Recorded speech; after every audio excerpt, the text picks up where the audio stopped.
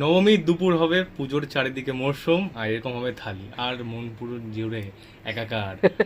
দেখি দেখি কি আছে আজকে নবমীর থালিতে।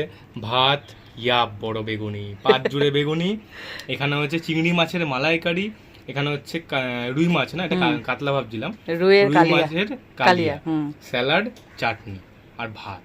তো খেয়ে নি। এই ভাত আর চাটনি আর স্যালাড বাদ দিয়ে তিনটে রেসিপি তোমরা মানে চ্যানেলে বড় ভিডিওতে কম্বোতে পেয়ে যাবে, দেখো অবশ্যই ট্রাই করে নিও, দেরি করো না কিন্তু। তোমরাও কিন্তু এই সেম হ্যাঁ। রেসিপি বানিয়ে খেয়ে নাও। একদম সপ্তমী অথবা নবমী যে কোনো একটা দিন বানিয়ে খাবে, পুরো প্রাণ জুড়িয়ে যাবে। বাঙালি পুজোয় খাবে না হয় নাকি আবার? হয় নাকি? পুজোর সময় নো ডায়েটিং, নো কোনো কিছু, হ্যাঁ, শুধু পুজো খাওয়া। আসলে শুধু খাওয়ার, বন্ধুদের সঙ্গে আড্ডা, আর কি। হুম, কেমন হয়েছে? মারাত্মক। বেগুনি কামড় দিই। হুম, কতটা ফোলা হয়েছে, ফ্লপি হয়েছে দেখো, ভেতর দেখা যাচ্ছে, হ্যাঁ। ব্যাপক হয়েছে। ওই মাছটা খাই। হুম,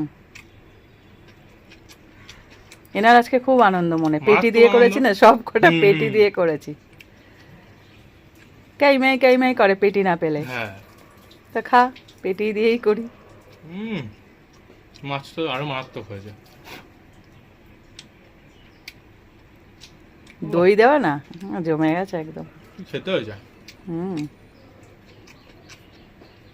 তো চাটনিটা বাদ যায় কেন? আমসত্ত্ব দিয়ে করেছি। পুরো জমে গেল।